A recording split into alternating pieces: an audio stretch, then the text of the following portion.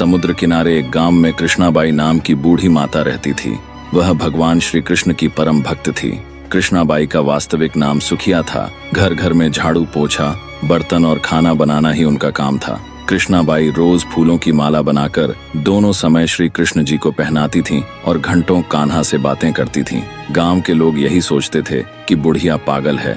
एक रात श्री कृष्ण जी ने अपनी भक्त कृष्णाबाई से कहा, कल बहुत बड़ा भूकंप आने वाला है, तुम यह गांव छोड़कर दूसरे गांव चली जाओ। कृष्णाबाई ने तुरंत अपना सामान इकट्ठा करना शुरू किया और गांव वालों को बताया कि कल सपने में कान्हा आए थे और कह रहे थे कि बहुत प्रलय होगा, गांव छोड़कर पास के गांव में चली जा। अब लोग उस बूढ़ी पागल की बात कहाँ मानने वाले थे। जो सुनता वही जोर जोर से हंसने लगता। कृष्णाबाई ने एक बैलगाड़ी मंगाई, अपने कान्हा की मूर्ति ली, सामान की गठरी बांधी और गाड़ी में बैठ गई। लोग उसकी मूर्खता पर हंसते रहे।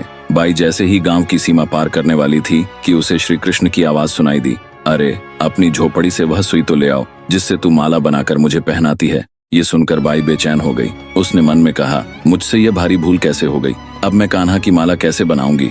उसने गाड़ी वाले से गाड़ी रोकने को कहा और अपनी झोपड़ी की ओर भागी। गांव वाले उसके पागलपन को देखते और हंसते रहे। बाई ने झोपड़ी के तिनकों में फंसी वह सुई निकाली और फिर पागलों की तरह दौड़ते हुए गाड़ी के पास आई। गाड़ी वाले ने कहा, माई तू क्यों परेशान है, कुछ नहीं होगा। बाई ने कहा, अच्छा अब जल्दी चल और गांव की सीमा पार कर।